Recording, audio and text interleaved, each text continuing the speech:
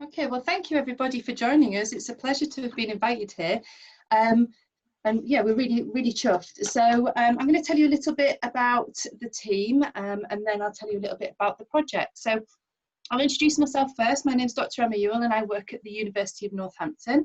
I'm on the initial teacher training team, and I also teach on the sport and exercise programmes. So my role is largely leading on physical education at the university. I'll hand you on to Helen. So I'm Dr. Helen Caldwell. I'm also a senior lecturer. I work in ITT as well, teacher training, and my field really is educational technology and computing. I work mainly with postgraduate teacher CPD at the moment. I'll hand you on to Beth. I'm Beth Garrett. I'm a third-year primary education student at the University of Northampton, and I have been a part of the DLAB project for the last year. And I will hand you on to Grant. Morning everyone, my name's Grant Malloch. I'm a postgraduate student at the University of Northampton. My role in the project is as a research assistant, and I'll hand you back to Emma. Thank you.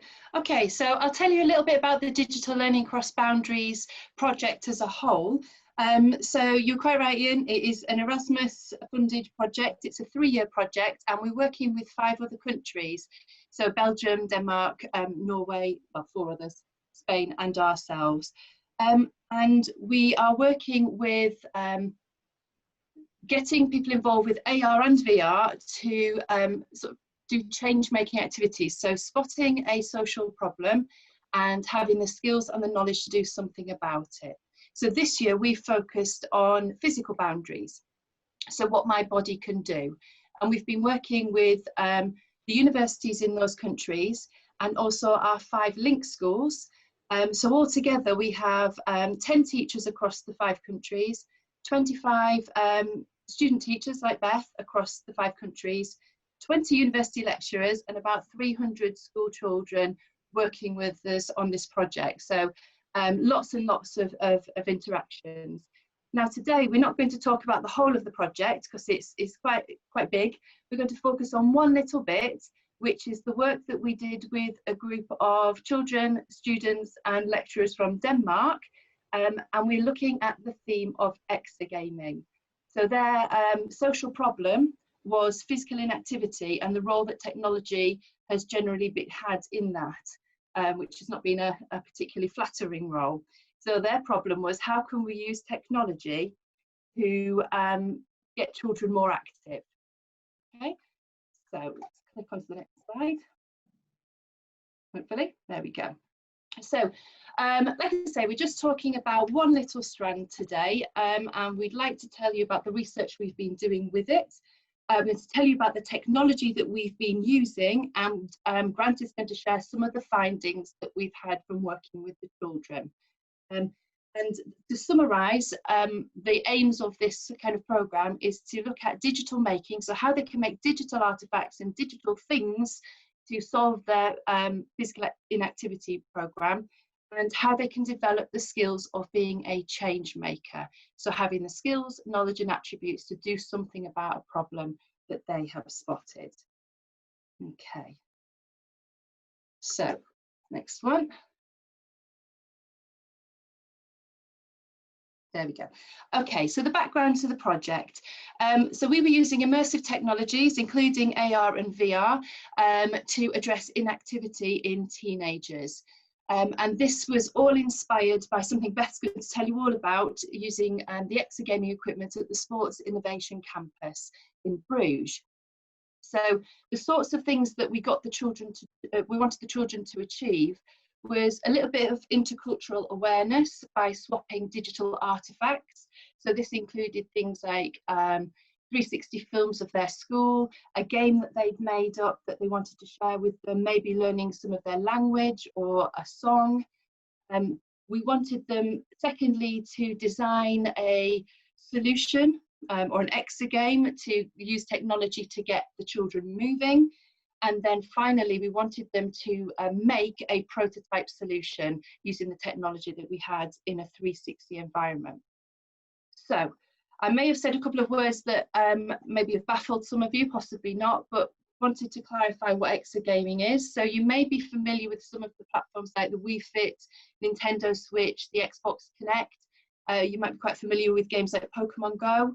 All of these rely on augmented reality or virtual reality on their gaming sort of platforms. And we wanted to take that kind of phenomenon and introduce it to the children at a level in which they could become creators of this kind of technology.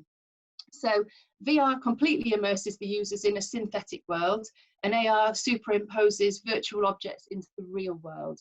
And we had a combination of both of those, as well as some of what we like to call make your own tech, and Helen's going to talk to you all about those. So it's much more accessible now, it's much more affordable, and actually with handheld devices, many of the things that we use, the children were able to use on their own phones. So it makes it much more accessible, and they were able to use their own technology in a way in which they'd not thought about it before. Okay, so I'm going to hand you on to Beth, who is going to tell you all about where this started.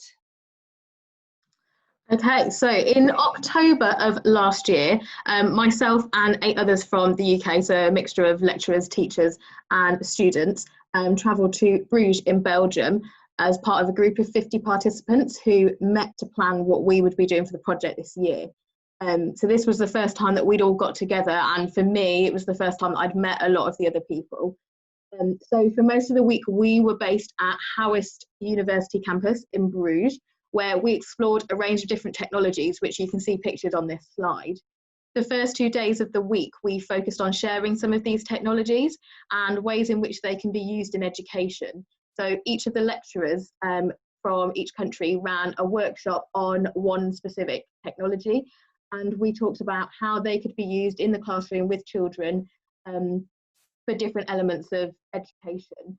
So we looked at things like VR, green screens, 360 cameras, and we looked at merge cubes as well. There's a bit of scratch on there you might be able to see. So Howest has some really good has some amazing facilities. On the bottom left-hand corner, you'll be able to see the picture of the Ed Hub. So they have green screens there, which we had a play around with. And we could use VR headsets with things like Google Earth.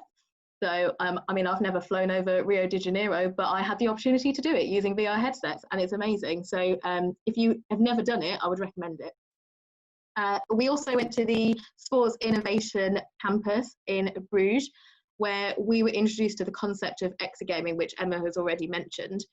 And we looked at some different technologies there as well. So in the bottom right-hand corner, you can see a picture of some of our participants using FitLight technology.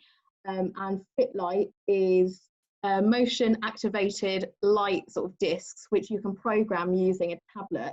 And they're really popular for speed and agility type training. So that's something that I really enjoyed. And we also later in the week had the chance to use VR headsets in a swimming pool, which is probably one of the most surreal experiences I've ever had.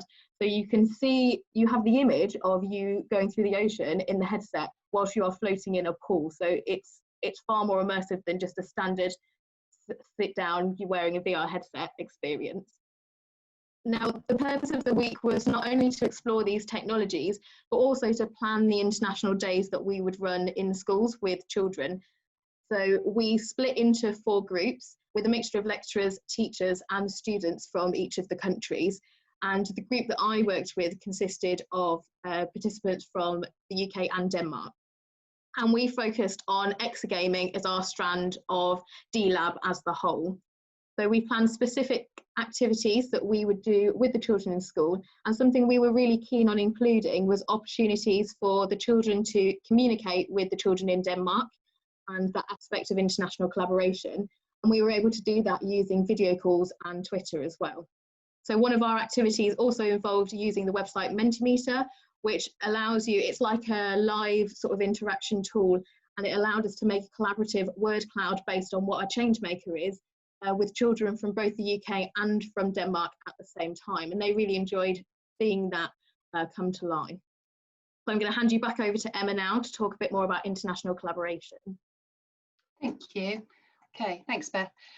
So like Beth said, we wanted the children to get a feel for what other children their age around the world were experiencing. So on the 3 international days, the children from Denmark and England were working synchronously on their challenges, and like Beth said, we use things like Twitter and video conferencing so they could talk to each other, and they very quickly realised that they had an awful lot in common.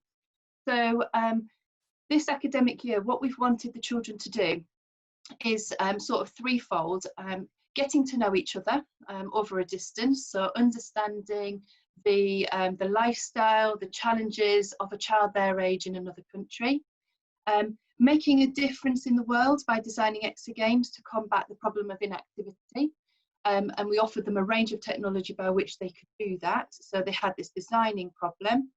And then the final day of, so the 3rd international day was designing their prototype solutions to physical activity using the technology of their choice. So it's spanned over a year. Unfortunately, we're a little bit hit by the coronavirus towards the end, so our final day was limited to just the adults involved in the project, but I think Helen's going to tell you a bit more about that. Okay, let me move the slide on. Okay. So as part of our international days, we really wanted the children to have the opportunity to connect with the children in Denmark. As I said, we used video calls for them to do that, but also in the projects that they were creating. And we wanted them to be able to learn about each other's cultures and lifestyles as well. So on the first pre-day, which we did prior to the main first international day, we introduced a project to the children who we've been working with at Northampton International Academy. And the children used iPads and 360 cameras to take videos and images of their school, which we then edited together using Google Tour Creator to provide a virtual tour of the school, which is interactive as well. So you can look at an image and click on it and it gives you the video of that area of the school. So on the first international day, we shared these with the children in Denmark, where their children had done the same thing for their school. And our children found it really interesting to compare the two schools and some of the facilities they have, and even things like what they eat for lunch. They were very keen to film the canteen. So our children started exploring some of the apps as well on the day that are mentioned on this slide. And they created some AR animated GIFs, which were shared with Denmark. So we did this in November, so not long before Christmas. So we thought it would be nice for the children to use the technology to create some festive greetings, which are on our Twitter. So if you want to head over to the Twitter afterwards, you can have a look. Can I have the next slide, please, Emma? One of the tools that we were really keen to use was co-spaces.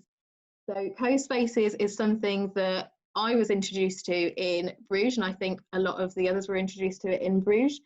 And it's an online tool which allows you to create virtual environments, and you can upload digital artifacts into it, and you can create these environments in the program.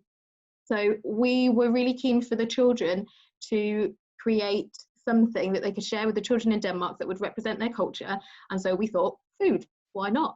So they created a plate of food to represent the sorts of things that they would eat using co-spaces, and you can see in some of the images, co-spaces allows you to view it using AR. So you can view it through a phone and you can see it superimposed into real life. And you can also view co-spaces creations through VR headsets as well. So our aim was for the children to use co-spaces on a future international day to create virtual exagaming environments. And this was a good way for them to sort of familiarise themselves with it. So I'm going to hand over to Helen now, who's going to talk more in detail about some of the tech we've used. Hi. So I'm going to talk about some of the technology we used to create the exagames. So our theme was to use technology to support physical activity, and we decided we wanted to explore the potential of virtual reality and augmented reality in order to see whether we could get our pupils to be creative with these media, as opposed to just experiencing things. So it's very important that we saw the children as inventors. We also had this theme of building your own text, so we gave them a range of things to experiment with, and the first international day was simply to see what we could do with the technology we had. It was a theme was to have some kind of interdependence going on, where we're working towards a shared goal with our Danish partners. So we very much wanted them to feel that they were working together and that they were inventing together. And the international days really helped to promote that, in that we were working together on the same day synchronously, and we had a Twitter fall on the wall so we could see what was going on in each other's classrooms. So we were taking photos and posting them all day long, and our work was interspersed with Skype sessions. Okay, so if we could move on, Emma. Thank you. So first of all, we had this day where we really just experimented with the tech that we had, exploring for the potential to make things and see what we could do with it. Thank you. So a starting point was to give the pupils a carousel of choices. And we had things like making Fitbits out of microbits, which are tiny programmable computers, using the microbit app on the iPads, so they could do step counters and things like that. We used something called a Makey, which you may have seen, which is a little electronic tool. It's in the bottom right-hand corner there, which connects to a computer, and it connects conductible materials together, so that you can make a circuit, and the conductible objects can act as computer keyboard keys. So it's a really good kit for inventing things with all kinds of conductible materials. And we, again, inspired by the exercise place in Bruges, we had this idea that we could use electric fence wire to make great big circuits, so that we had to do a lot of physical exercise to make them connect. We also used the coding environment of Scratch, and the pupils programmed motion sensing games. So using the webcam on the computers to detect movements and make things happen on the screen. So we had to move to make the things happen on the screen. What else did we do? In the middle there, you can see the pupils doing core training with balance boards and an app called Plank Pad. So they've got their phones and they're balancing, and they have to control things by balancing on the balance boards. And we also continued to explore co-spaces as a place for designing gaming environments. Okay, we can move on, Emma. So this is an, have we missed one out? Can you go back one, Emma?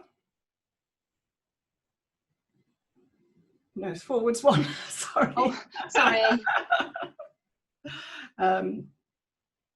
So that's it. Yeah. Thanks. So then the next time we met, we really wanted to add in VR and AR and see whether they would add anything to what we'd done on the previous day. So we had another international day. The goal of this day was to actually make some games, and to also make some videos about how to play them to share with our partner country. So we invented the games, and we swapped the games, and we gave each other feedback on our games.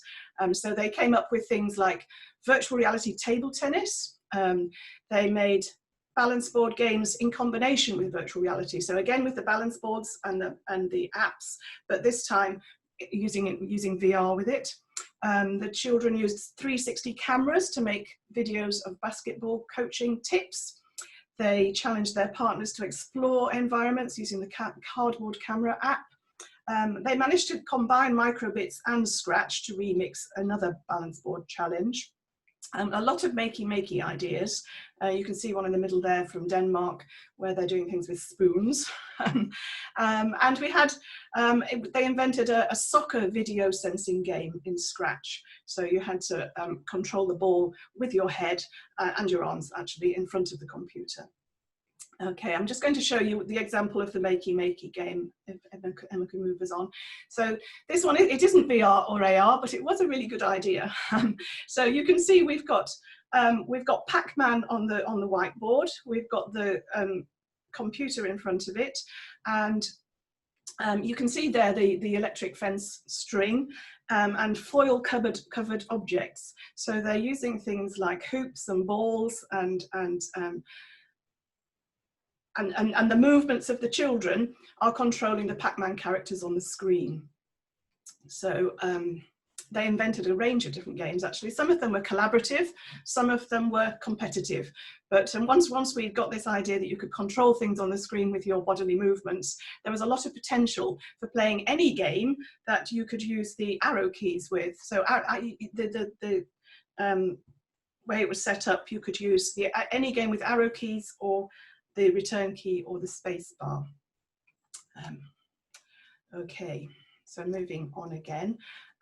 So our third day, as Emma said before, we didn't actually get to work with the children, but the idea was that the children would come to the university and we would use the high-end VR equipment. So we're very lucky to have some HTC Vives at the university.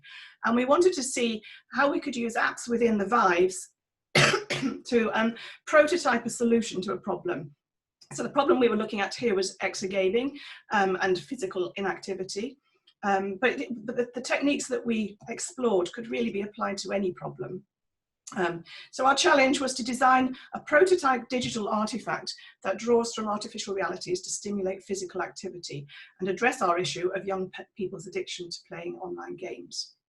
And within this environment, we use virtual reality apps to design 3D objects and also to design 360 environments. Again, we wanted to be creative with the apps rather than just experiencing other people's creations. So we worked out that we could work within the tilt brush environment, which is a kind of 3D painting environment. You can paint objects, you can paint scenes, you can you can walk around your scenes, and you can explore the places you've created. And we found we could bring things into tilt brush. So we could use Google Blocks to make sculpted objects. We could use Google Poly, which is a repository of 3D objects and scenes, and you can pull 3D objects and scenes into tilt brush and then work with them. And again, CoSpaces, we could create our own 3D objects and scenes and bring them into the 360 environment in tilt brush. And whilst this was very exploratory, we could see a lot of potential to be creative with the tools. And what we would have done next is to create libraries and scenes and swap those with our partners in Denmark. Okay, so I'm going to hand over to Grant now, who's going to talk about the research side of the project. Thank you. So with the research aspect of the project, we focused on answering the overarching question of how has technology supported change making demonstrated in practice by student teachers and pupils. And we broke this down into 3 parts. So was there any evidence of an understanding of the process of change making? Was there evidence of participants developing changemaker attributes? And was there evidence of participants showing empathy and intercultural awareness? We took an ethnographic approach to the research, so through observation and interaction with the pupils through the activity days, which gave us a good broad understanding of their cultural and social structure and provides rich insight into the participants' views and actions. Our focus was on the 2 Year 7 classes from the Northampton International Academy, and it was their responses to the interactions with the children's teachers and academics from the other participating countries. We wanted to gain an insight into the children's understanding and application of changemaker attributes and gathered data through several mediums. So we recorded focus group interviews with the children, we analysed videos and pictures of the challenges, and we looked at children's comments, which were listed by the students' observations. So if we move on to the next slide, you can see we used a program called Atlas to explore the story that the data was showing us. This allowed us to add codes to the evidence that we'd gathered and help to organise the information we had into a coherent story. We went through a deductive method of coding and used a list of changemaker attributes that had been put forward in 2 different academic papers, one by Maxwell and Armelini and another by Rahman, Herbst and Mobley. After the initial coding, we could see that children had an understanding of other cultures and the way that they tackled problems, and that they were then able to use this new knowledge to approach their problems in different ways. There was also evidence that children were developing changemaker attributes and that this had had an effect and an influence on the way that they tackled the problems that they were set. So once we'd established some patterns, this allowed us to categorize these into subsets And from these, we were able to come up with 3 main concepts. And on the slide, you can see the 3 main concepts there. If we look at the changemaker attributes on the slide, one of the quotes from the children was, "We haven't changed the world forever, but we have made a difference, and we have shown people that we can help the future." If we look at the next slide, we can see this is a schematic of one of the concepts, so the changemaker attribute concept that we'd identified. And there's 5 categories attached to this, each of which has a number of attributes attached. Now you can see there's an overlap between these attributes, and they apply to different categories within the concept. And then if we delve that a little bit deeper onto the next slide, we look at the category of collaboration and the attributes that relate to this. And as you can see from the slide, there are quotes from the children which connect to each of these attributes. And both this slide and the previous one were created in Atlas, which really did make it very easy to pull together all of the analysed data into quite simple to read mind maps. So moving on, the findings on the next slide. The data would suggest that AR and VR can be used to develop change-making attributes and to give an understanding of the change-maker process.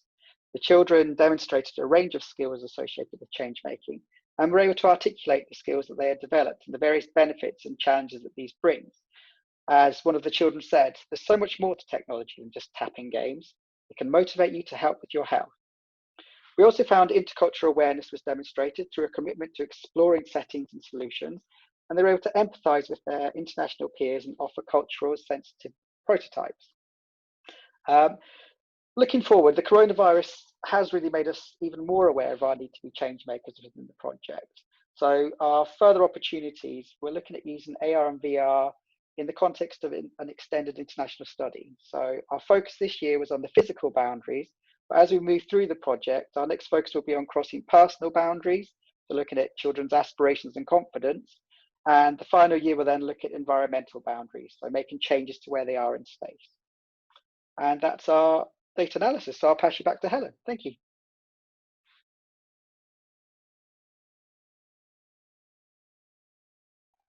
Turn your mic on, Helen. Sorry. So I'd just like to finish by highlighting some online courses that we have aimed at educators. We have an online postgraduate certificate in digital leadership, which is a 1-year course. We have a brand new online MA education, which can be studied flexibly from 1 to 3 years. And we have a PGCE top-up, which is for teachers who want to upgrade their QTS to a full PGCE. All of these courses are online, flexible, and they're designed for you to study while you're working.